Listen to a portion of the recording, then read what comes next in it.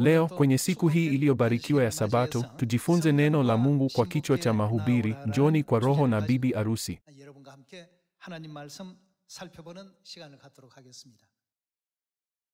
Mungu alipomaliza kuandika Biblia, aliacha onyo huko mwishoni.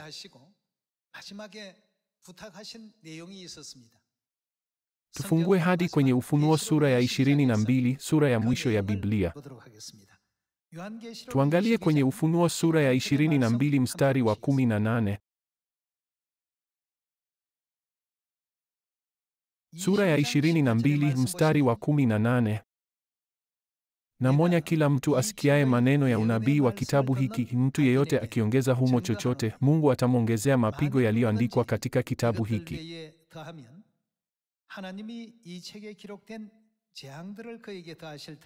Kwa ufupi, usiongeze chochote.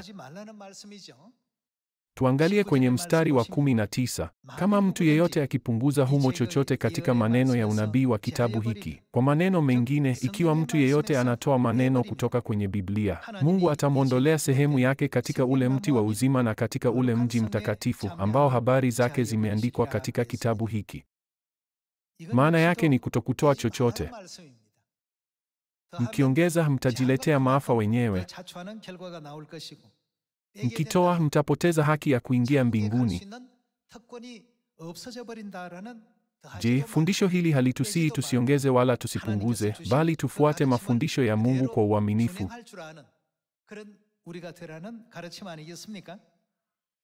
Kwa hiyo ni lazima tuone waziwazi Biblia inawaongoza wale wenye tumaini la mbinguni kwa nani, bila kubadilisha chochote.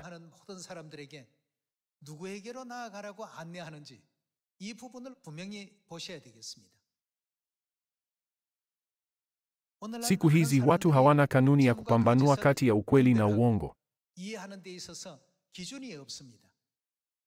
Jambo linapoendana na matakwa yao au watu wengi wanapokubaliana na hilo jambo, wanalihesabu kuwa kweli na wanafikiri chochote kilicho tofauti na hilo si sahihi.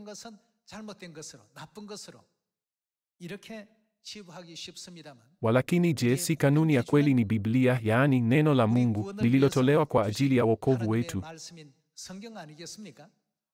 Leo tupate kujua Mungu alituambia twende kwa nani na tuipate njia ya uzima wa milele bila kubadili chochote katika Biblia.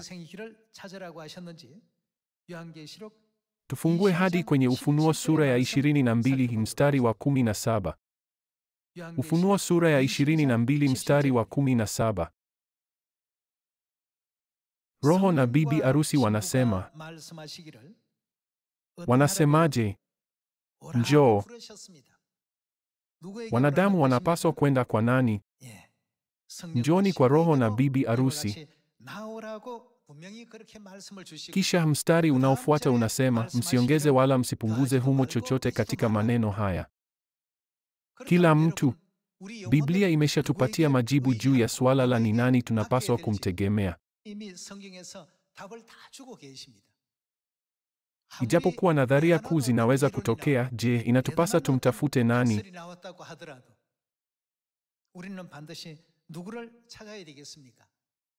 Ni lazima tuwatafute Roho na bibi arusi. Hili ndilo neno la mwisho la Biblia na ombi la Mungu. Tuone kwenye mstari wa 17 tena. Roho na bibi arusi wanasema, njoo. Naye asikiaye na aseme, njoo. Yeyote mwenye kiu na aje, na kila anayetaka na anywe maji ya uzima bure.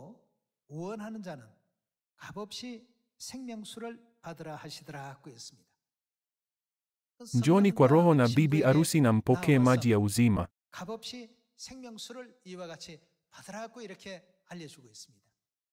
Kwa ufupi, maji ya uzima ni uzima wa milele, sivyo?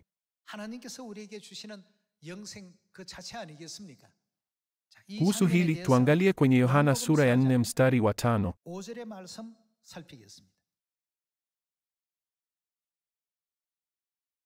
Yohana sura ya 4 mstari wa 5. Akafika kwenye mji mmoja wa Samaria uitwao Sikari, karibu na lile shamba ambalo Yakobo alimpa mwanawe Yusufu. Huko ndiko kulikokuwa na kile kisima cha Yakobo. Naye Yesu alikuwa amechoka kwa kuwa alikuwa ametoka safarini. Akaketi karibu na hicho kisima. Ilikuwa yapata saa 6 mchana. Mwanamke mmoja Msamaria alipokuja kuteka maji, Yesu akamwambia, naomba maji ninywe. Wakati huo wanafunzi wake walikuwa wameenda mjini kununua chakula. Yule mwanamke Msamaria akamjibu, wewe ni Myahudi na mimi ni Msamaria. Yawezekanaje uniombe maji ya kunywa? Wayahudi walikuwa hawashirikiani kabisa na Wasamaria. Yesu akamjibu, kama ungeijua karama ya Mungu na ni nani anakuomba maji ya kunywa, ungemwomba yeye naye angekupa. Angempa nini? Maji ya uzima. Kwa urahisi ni maji yaliyo hai. Yesu alikuwa anazungumza na mwanamke mmoja huko kisimani katika kijiji kiitwacho Sikari huko Samaria. Angalijua ni nani anayemwomba maji, angefanya nini? Angalimwomba maji ya uzima. Hili ni jambo muhimu sana. Tuendelee na mstari wa 14. Tuone mstari wa 14. Lakini yeyote anywaye maji nitakayompa hataona kiu kamwe. Maji nitakayompa yatakuwa ndani yake chemchemi ya maji yakibubujika uzima wa milele.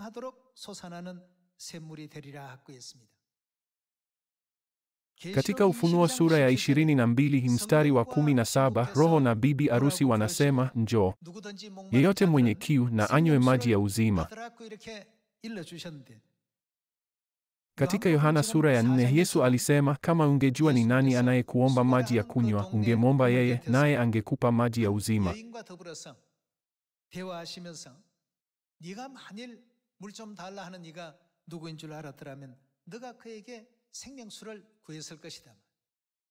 Maji ya uzima yana nguvu gani?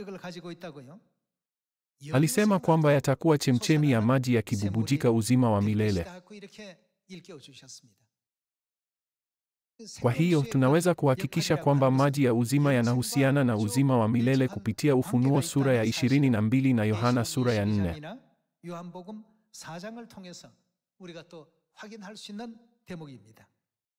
Katika Ufunuo sura ya 22 imeandikwa kwamba Roho na bibi arusi hutupa maji ya uzima, lakini kwenye Yohana sura ya 4 Yesu anatupa maji ya uzima.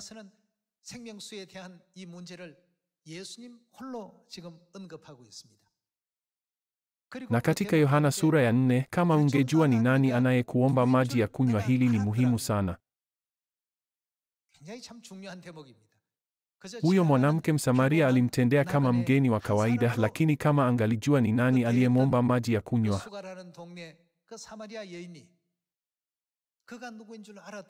angalimwomba maji ya uzima yatupayo uzima wa milele.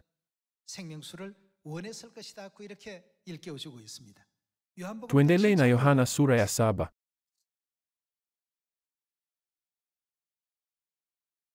Yohana sura ya 7 mstari wa 37. Siku ile ya mwisho ya sikukuu, siku ile kuu, wakati Yesu akiwa amesimama huko, akapaza sauti yake akasema, kama mtu yeyote anaona kiu na aje kwangu anywe. Yeyote aniaminie mimi, kama maandiko yanavyosema, nini vitatiririka? Vijito vya maji ya uzima vitatiririka kutoka ndani yake. Yeyote mwenye kiu na aje kwangu na anywe. Kulingana na Ufunuo sura ya 22 mstari wa 17, Roho na bibi arusi wanasema, mtu yeyote na aje kwetu na anywe maji ya uzima. Walakini katika Yohana sura ya 4 na Yohana sura ya 7, Yesu pekee ndiye mtoaji wa maji ya uzima. Tuangalie kwenye Isaya sura ya 49 mstari wa 8.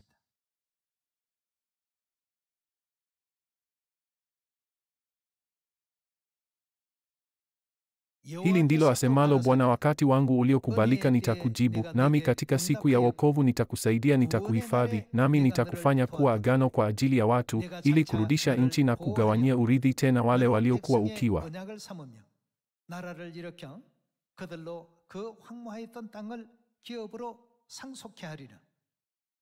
Kuwaambia mateka tokeni nje, nao wale walio gizani kuweni huru. Watajilisha kando ya barabara na kupata malisho yao juu ya kila kilima kilicho kitupu. Mstari wa 10, hawataona njaa. Nini kingine? Wala kuona kiu, wala hari ya jangwani au jua halitawapiga. Yeye mwenye huruma juu yao. Huyu ni nani? Ni Mungu. Mungu mwenyewe. Atawaonesha njia na kuwaongoza. Atawaongoza hadi wapi? Kando ya chemchemi za maji. Hapa nani atawaongoza wanadamu kwa chanzo cha maji yaliyo hai? Mungu atawaongoza wanadamu kwa chanzo cha maji ya uzima.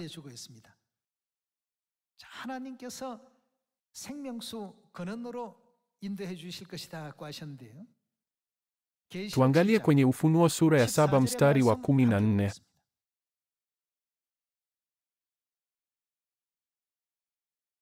Ufunuo sura ya 7 mstari wa 14. Nikamjibu, Bwana, wewe unajua. Naye akasema, hawa ni wale waliotoka katika ile dhiki kuu, nao wamefua mavazi yao katika damu ya mwana-kondoo na kuyafanya meupe kabisa. Kwa hiyo wako mbele ya kiti cha enzi cha Mungu na kumtumikia usiku na mchana katika hekalu lake, naye aliyeketi katika kile kiti cha enzi atatanda hema lake juu yao. Kamwe hawataona njaa. Na nini kingine? Wala kiu tena. Jua halitawachoma wala joto lolote liunguzalo. Kwa maana mwana-kondoo aliyeko katikati ya kile kiti cha enzi. Mwana-kondoo ni nani? Ni Yesu. Atakuwa nini? Atakuwa mchungaji wao, naye atawaongoza hadi wapi? Atawaongoza kwenda kwenye chemchemi za maji yaliyo hai.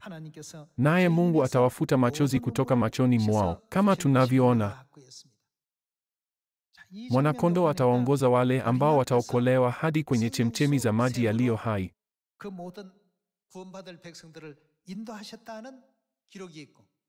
Katika Isaya sura ya 49 hii mistari ya 8 hadi 10 imeandikwa kwamba Mungu atawaongoza kwenye chemchemi za maji. Ni ujumbe ule ule. Katika Ufunuo sura ya 22, Roho na bibi arusi wanapaza sauti na kusema, mtu yeyote mwenye kiu na aje kwetu. Lakini kulingana na Yohana sura ya 4 na sura ya 7, ni nani anayewapa wanadamu maji ya uzima? Ni Yesu mwenyewe. Katika Ufunuo sura ya 22 imeandikwa, Roho na bibi arusi watatoa maji ya uzima. Basi huyo bibi arusi ni nani? Hebu tuangalie kwenye Zekaria sura ya 14 kuona jinsi Biblia inavyomfafanua chanzo cha maji ya uzima. Zekaria sura ya 14.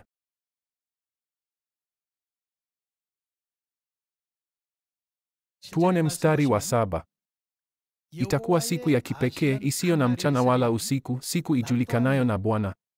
Jioni inapofika nuru itakuwepo. Siku hiyo maji yaliyo hai yatatiririka kutoka. Yatatiririka kutoka wapi? Yerusalemu. Kwa maneno mengine, chemchemi ya maji yaliyo hai ni Yerusalemu. Siku hiyo maji yaliyo hai yatatiririka kutoka Yerusalemu, nusu kwenda kwenye bahari ya mashariki na nusu kwenda kwenye bahari ya magharibi wakati wa kiangazi na wakati wa masika. Isaya sura ya 49 na Ufunuo sura ya 7 hutuelimisha kwamba Mungu atawaongoza watu wake ambao wataokolewa kwa chemchemi ya maji yaliyo hai. Mungu Baba atatuongoza hadi Yerusalemu, chanzo cha maji yaliyo hai katika enzi hii. Hii inamaanisha kwamba atatujulisha Yerusalemu ni nani. Kwa sababu hii, katika nyaraka zilizoandikwa kwa mkono wa Baba zinasema, Elisha alimfuata Eliya, Yoshua alimfuata Musa, Petro alimfuata Yesu, na mimi ninamfuata mama. Anatuongoza hadi kwa nani? Nani ndiye chemchemi ya maji ya uzima? Si anatuongoza kwa Yerusalemu, mama wa mbinguni? Siku hiyo maji yaliyo hai yatatiririka kutoka Yerusalemu, nusu kwenda kwenye bahari ya mashariki na nusu kwenda kwenye bahari ya magharibi.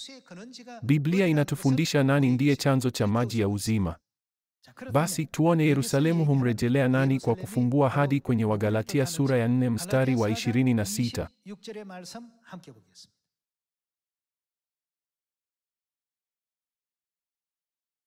Wagalatia sura ya 4 mstari wa 26. Lakini Yerusalemu wa juu ni huru, nayo ndiye. Yerusalemu ndiye nani? Mama yetu.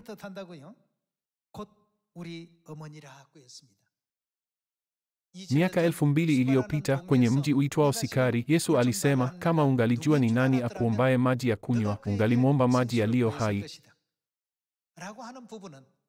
Na hii inaingiliana na Roho Mtakatifu katika Ufunuo sura ya 22 mstari wa 17.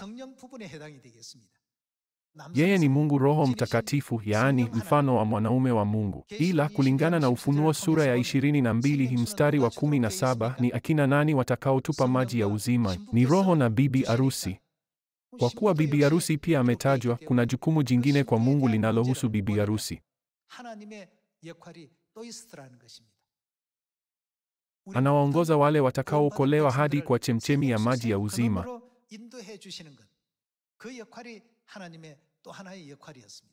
Kwa maneno mengine, jukumu la Mungu Roho Mtakatifu ni kuwaongoza watoto wake kwa Yerusalemu mama wa mbinguni, yaani bibi arusi.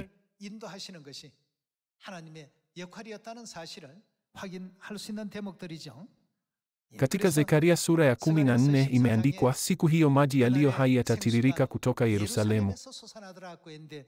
Kulingana na Wagalatia sura ya 4, Yerusalemu ni nani? Yerusalemu wa juu ni huru, naye ndiye mama yetu.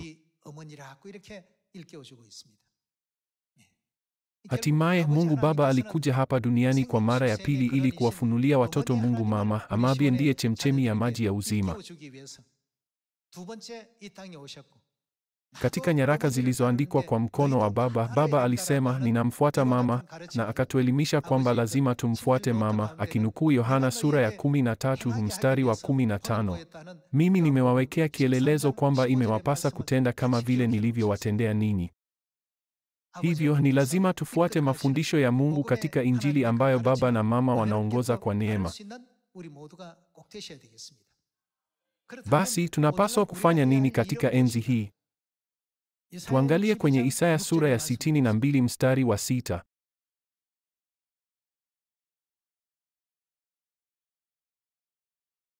Nimeweka walinzi juu ya kuta zako, e Yerusalemu, hawatanyamaza mchana wala usiku. Ninyi wenye kumwita Bwana msitulie. Msimwache apumzike hadi atakapoufanya imara Yerusalemu. Atamuimarisha nani? Yerusalemu. Kulingana na Wagalatia sura ya 4, Yerusalemu ni nani? Hivyo atamuimarisha mama kwa ajili ya watoto wa Sayuni ili waje kwake. Imeandikwa katika Isaya sura ya 62 mstari wa 7, msimwache apumzike hadi atakapoufanya imara Yerusalemu na kuufanya uwe. Atamfanya nini? Kuufanya uwe sifa ya dunia. Walinzi juu ya kuta za Yerusalemu hawapaswi kunyamaza mchana wala usiku. Wanapaswa kuhubiri kuhusu Yerusalemu. Katika nyakati hizi ni lazima tuhubiri kuhusu siku ya Sabato, Pasaka, sikukuu 7 katika nyakati 3 na sheria zote za Agano Jipya. Walakini ni pale tu tunapowajua Baba na Mama ndipo tunapoweza kuja kwa Baba na Mama. Hata kama mtu yuko na maarifa mengi, hawezi kuja kwa Baba na Mama ambao ni chanzo cha maji ya uzima, wanaoweza kuwapa uzima wa milele.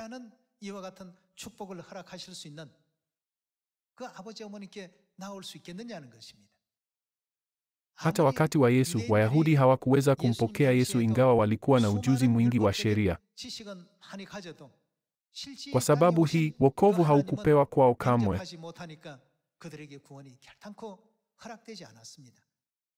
Mungu anatutaka twende kwa Roho na bibi arusi wanaoweza kutupa maji ya uzima, yaani uzima wa milele, na anasema katika Ufunuo sura ya 22, usiongeze wala usipunguze chochote kutoka maneno ya Mungu. Watafuteni roho na bibi arusi na mwende kwao. Hili ndilo Mungu analowaambia wanadamu mwishoni mwa Biblia.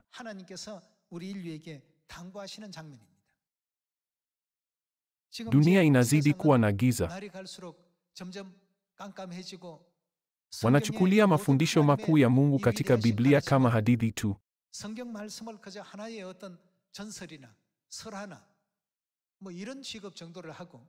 Katika baadhi ya nchi za Ulaya, watu wengi zaidi na zaidi wanazidi kutoiamini Biblia.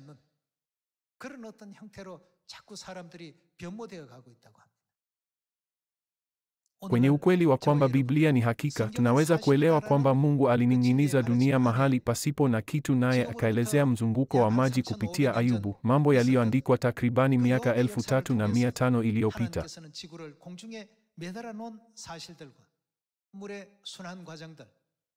Pia kupitia Danieli sura ya 2, 7 na 8, Biblia inatoa maelezo juu ya kuinuka na kuanguka kwa falme kuanzia Babeli hadi Umedi na Uajemi,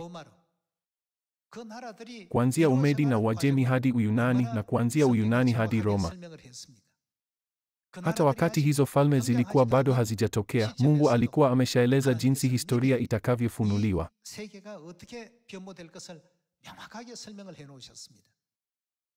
Ndiyo maana tunapaswa kufanya nini na Biblia?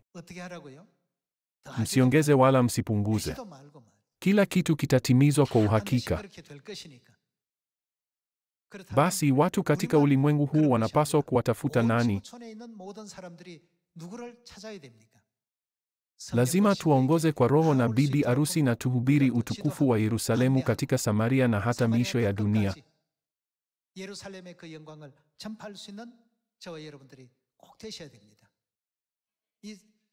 Mungu hata husema, wale tu wanaopokea maji ya uzima yanayotolewa na Roho na bibi arusi watakuwa watoto wangu.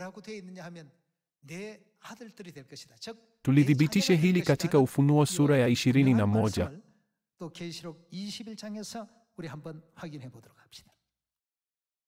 Tuangalie kwenye Ufunuo sura ya 21 mstari wa 5. Naye yule aliyeketi juu ya kile kiti cha enzi akasema, tazama, nayafanya mambo yote kuwa mapya. Kisha akasema, andika haya, maana maneno haya ni ya kuaminika tena ni kweli. Hii inamaanisha nini? Kwa kuwa maneno haya yanategemewa 100%, lazima tuyaamini. Mstari wa 5. Naye yule aliyeketi juu ya kile kiti cha enzi akasema, tazama, nayafanya mambo yote kuwa mapya. Kisha akasema, andika haya, maana maneno haya ni ya kuaminika tena ni kweli. Akaniambia, imekwisha kuwa. Mimi ni Alfa na Omega, mwanzo na mwisho. Yeye aonaye kiu nitampa kunywa kutoka chemchemi ya maji ya uzima bila gharama yoyote. Yeye ashindaye atayarithi haya yote, nami nitakuwa. Atakuwa nani? Mungu wake, naye atakuwa mwanangu. Ni jambo gani litakalowapata wale wanaokuja kuamini Roho na bibi arusi, ambao ndio chemchemi za maji ya uzima?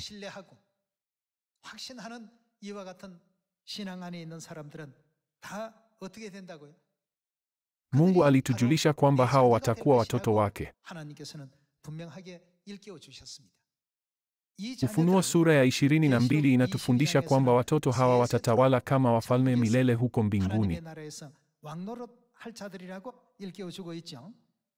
Tuendelee na sura ya 22. Tuangalie kwenye mstari wa 3. Katika mji huo hakutakuwa tena na laana, bali kiti cha enzi cha Mungu na cha Mwana-Kondoo kitakuwamo humo, na watumishi wake watamtumikia. Nao watamwona uso wake, na jina lake litakuwa kwenye paji za nyuso zao. Usiku hautakuwako tena, wala hawatahitaji mwanga wa taa au wa jua, kwa maana Bwana Mungu atakuwa nuru yao, nao watafanya nini? Watatawala milele na milele. Katika sura ya 22 mstari wa 1 tunaweza kuona sifa za wale watakaotawala milele. Tuangalie kwenye sura ya 22 mstari wa kwanza. Kisha yule malaika akanionyesha. Malaika alimwonyesha nini? Mto wa maji ya uzima, maangavu kama kioo, yakitiririka kutoka kwa kile kiti cha enzi cha Mungu na cha Mwana-Kondoo, kupitia katikati ya barabara kuu ya huo mji. Kwenye kila upande wa huo mto kulikuwa na mti wa uzima utoao matunda ya aina 12, ukizaa matunda yake kila mwezi. Nayo majani ya mti huo ni kwa ajili ya uponyaji wa mataifa. Katika mji huo hakutakuwa tena na laana, bali kiti cha enzi cha Mungu na cha Mwana-Kondoo kitakuwamo humo, na watumishi wake watamtumikia. Nao watamwona uso wake, na jina lake litakuwa kwenye paji za nyuso zao. Usiku hautakuwako tena, wala hawatahitaji mwanga wa taa au wa jua, kwa maana Bwana Mungu atakuwa nuru yao, nao watatawala milele na milele.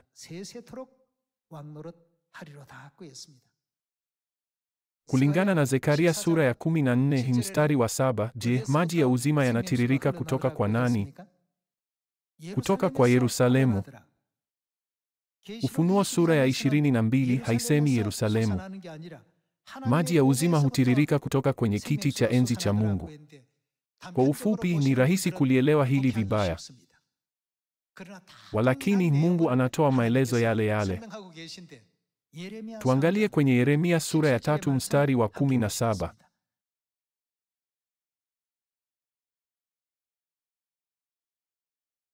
Wakati huo wataita Yerusalemu kuwa kiti cha enzi cha nani?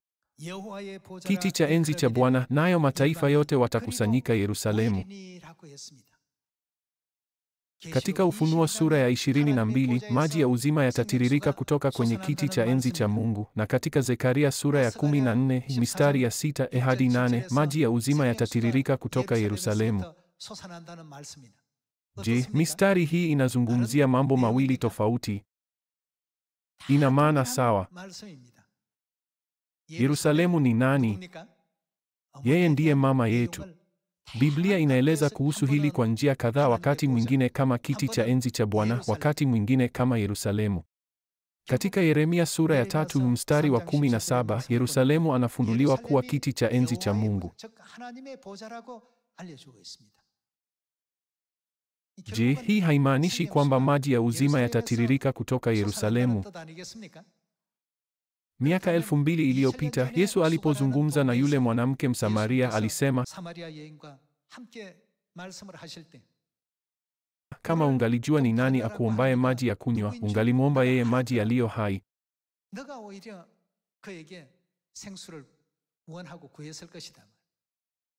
Hii ni kweli katika enzi hii. Kama watu wangejua roho na bibi arusi katika Ufunuo sura ya 22 mstari wa 17 ni nani, wangewaendea roho na bibi arusi na kuwaomba maji ya uzima. Maji ya uzima yatakuwa chemchemi ya maji yakibubujika uzima wa milele. Kwa hiyo ni lazima tuwaombe roho na bibi arusi uzima wa milele. Ndipo tu tunaweza kurudi mbinguni, ulimwengu ambapo hakuna mauti tena. Isitoshe, Mungu atatuitaje?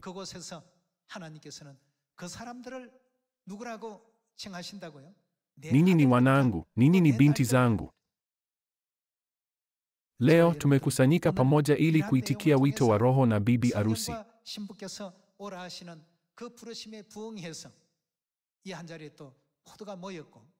Tunaabudu siku ya Sabato pamoja na kuadhimisha Pasaka kama Mungu alivyotufundisha. Tunaadhimisha sikukuu 7 katika nyakati 3 na tunatembea na baba na mama katika Agano Jipya. Mungu anaandaa viti vya enzi vya utukufu kwa ajili yetu. Hatuhitaji kuzingatia hadithi zilizotungwa na watu fulani.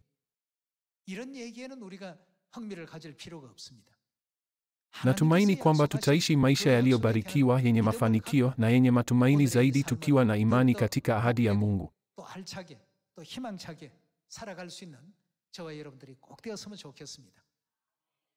Baba wa mbinguni na mama wa mbinguni wametupatia tumaini. Je, hatupaswi kutoa shukrani na sifa kwao siku zote?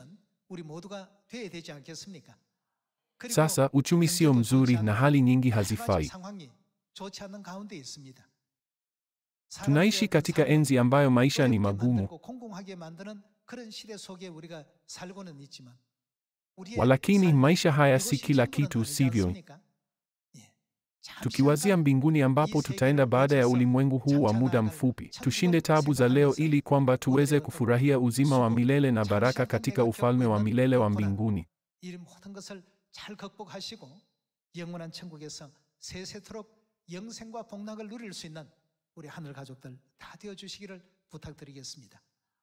Tunafurahi kwa sababu tunao baba na mama. Tunafurahi kwa sababu upo ufalme wa mbinguni. Tunafurahi kwa sababu tupo pamoja. Ingawa kila mtu anaishi katika ulimwengu ambapo kuna ubinafsi, sisi tunaishi katika ulimwengu ambapo kuna sisi, tukitunzana sisi kwa sisi.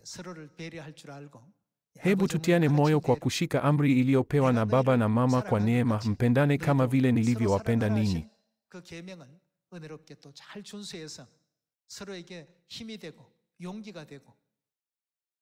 Tunapolisahau tumaini letu la mbinguni, maumivu, uchungu na wasiwasi huzuka. Kwa kuwa Mungu anatuwekea akiba ya baraka nyingi huko mbinguni, ninawaomba mkimbie kwa bidii. Kwa hili ningependa kuhitimisha mahubiri haya. Asanteni sana.